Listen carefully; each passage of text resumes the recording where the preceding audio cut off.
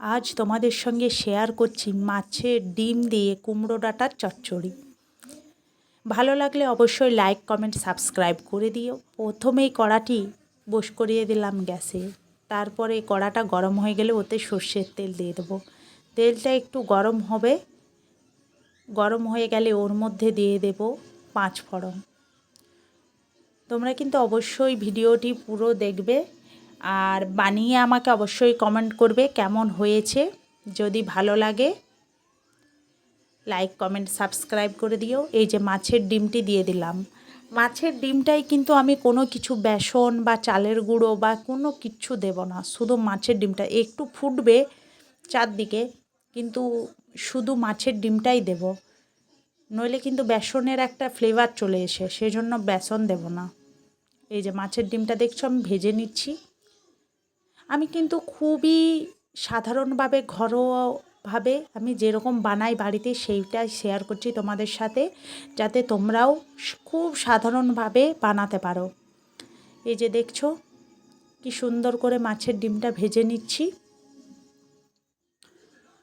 মাছের ডিমটি দেখছো ভালো করে ভেজে নেবে। আমার যদি রেসিপিগুলি ভালো লাগে অবশ্যই সাবস্ক্রাইব করে দিও। এরপরে আমি এর মধ্যে সবজি কেটে রেখেছিলাম, যেটা তোমাদের সঙ্গে শেয়ার করিনি কাটাগুলো। এই যে বেগুন, গাজর, আলু, আমি কিন্তু অতিরিক্ত সবজি কিছু দিচ্ছি না, আমি জাস্ট সামান্য কটা সবজি দিয়েই বানাবো, কারণ সবার বাড়িতে সব সময় সব সবজি থাকে না। তাই বেগুনটা, আলু এইটা সবার বাড়িতে সব সময়ই থাকে। আমি কিন্তু এগুলো খুব ভালো করে ভেজে নেব একটু।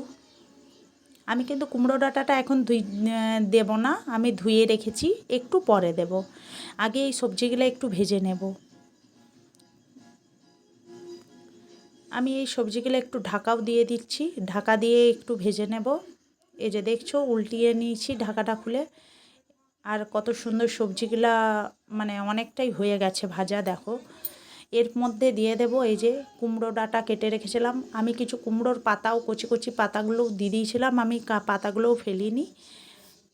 আমি কুমড়ো ডাঁটা এবং পাতা দুটোই দিয়েছি, দিয়ে এগুলাকে নাড়বো আরও। এই যে ভালো করে নেড়ে নিচ্ছি।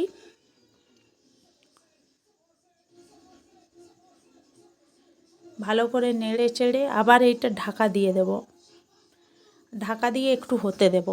এটাও সামান্য ভেজে নেব। এই যে ঢাকাটা খুলে নিচ্ছি, দিয়ে আবার নেড়ে নিচ্ছি, যাতে কি কুমড়ো ডাঁটার থেকে তো জলটা বেরোবে, জলটা যেন একটু শুকিয়ে যায়। আমার কিন্তু জলটা শুকিয়ে গেছে, জল নেই আর। দিয়ে এর মধ্যে দিয়ে দেবো আমি আগের থেকে বেটে রেখেছিলাম সর্ষে। আমি কিন্তু সিলবাটাই বাটি, কারণ আমার অল্প মশলা হয়, আমি মিক্সি ব্যবহার করি না। আমি মিক্সি খুব কম ব্যবহার করি, আমি যখন খুব বেশি রান্না হয় একমাত্র তখনই। আর ওই সর্ষে দিয়ে দেওয়ার পরে যে বাটিটা ছিল ওই বাটিটাতেই নুন দিয়ে দিচ্ছি, লঙ্কা গুঁড়ো দিয়ে দিচ্ছি আর হলুদ দিয়ে দিচ্ছি। দিয়ে এই জলটা ভালো করে নাড়িয়ে নেব, নাড়িয়ে আর ওইটার মধ্যে দিয়ে দেব, দিয়ে ভালোটি করে কষাবো যাতে কাঁচা সর্ষের গন্ধটা চলে যায়। তোমরা যে যার মতো নুনটা স্বাদ অনুসারে দেবে। দেখছো ভালো করে এরপরে এটিকে কষিয়ে নেব। ভালো করে কষানো হয়ে গেলে দেখছো কষাচ্ছি, যাতে সর্ষের কিন্তু কাঁচা গন্ধ না ছাড়ে। আর সর্ষেটা ভালো করে না কষালে একটা তিতকুটি ভাবও চলে আসে, সেই জন্য ভালো করে একটু কষিয়ে নেব।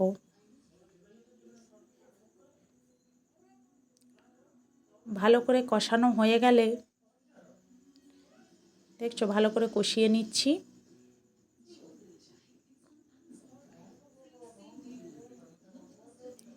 আলুগুলো দেখছো আমার কিন্তু সেদ্ধ হয়ে গেছে, তাও আমি কষিয়ে এটার মধ্যে আবার জল দেব, জল দিয়ে ঢাকা দিয়ে দেব ভালো করে কষিয়ে নিয়ে।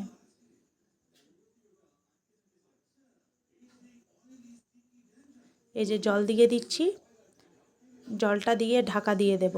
এই মাছের ডিম দিয়ে কুমড়োর তরকারি কিন্তু দারুণ লাগে খেতে, মানে এক থালা ভাত তো এই তরকারিটা দিয়েই খেয়ে নেবে, এত টেস্টি হয়। এরপরে এটা থালা ঢাকা দিয়ে ভালো করে হতে দেব। দিয়ে মিনিট 5 পরে আবার খুলছি। এই যে আমার দেখছো জলটা কিন্তু প্রায় মরেই গেছে। এটাকে আর আমার তো সবজিগুলো আগেই হাফ সেদ্ধর উপরে হয়েই গিয়েছিল, দেখছো কি সুন্দরভাবে সেদ্ধ হয়ে গেছে, কত সুন্দর হয়েছে। এই তরকারিটা দেখতে যেরকম ভালো লাগে, খেতে কিন্তু আরও সুন্দর লাগে, দারুণ লাগে খেতে। তাই অবশ্যই তোমরা সবাই বাড়িতে বানিয়ে ট্রাই করো।